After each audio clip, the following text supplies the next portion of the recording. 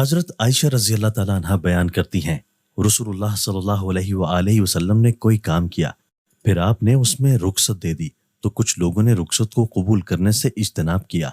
پس رسول اللہ صلی اللہ علیہ وآلہ وسلم کو اس بارے میں پتہ چلا تو آپ صلی اللہ علیہ وآلہ وسلم نے خطبہ ارشاد فرمایا، اللہ کی حمد بیان کی، پھر فرمایا، لوگوں کو کیا ہو گیا کہ جو کام میں کرتا ہوں وہ اس سے دور رہتے ہیں۔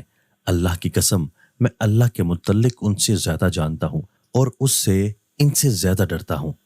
حضرت ابو امامہ رضی اللہ تعالیٰ عنہ سے روایت ہے کہ کسی آدمی نے رسول اللہ صلی اللہ علیہ وآلہ وسلم سے دریافت کیا، ایمان کیا ہے؟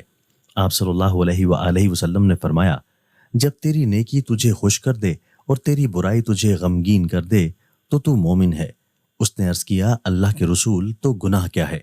آپ صلی اللہ علیہ وآلہ وسلم نے فرمایا، جب کوئی چیز تیرے دل میں کھٹکے تو اسے چھوڑ دے۔ حضرت ابن عمر رضی اللہ تعالیٰ عنہ بیان کرتے ہیں، رسول اللہ صلی اللہ علیہ وآلہ وسلم نے فرمایا، منافق کی مثال متردد بکری کی طرح ہے جو دور ریوڑوں کے درمیان ہو، کبھی وہ اس کی طرف جاتی ہے کبھی اس کی طرف۔ حضرت عبداللہ بن عمر رضی اللہ تعالیٰ عنہ بیان کرتے ہیں، رسول اللہ صلی اللہ علیہ وآلہ وسلم نے فرمایا، جس شخص میں یہ 4 خصلتیں ہوں وہ خالص پکا منافق ہے، اور جس میں ان میں سے ایک خصلت ہو تو اس میں نفاق کی ایک خصلت ہے، حتیٰ کہ وہ اسے ترک کر دے۔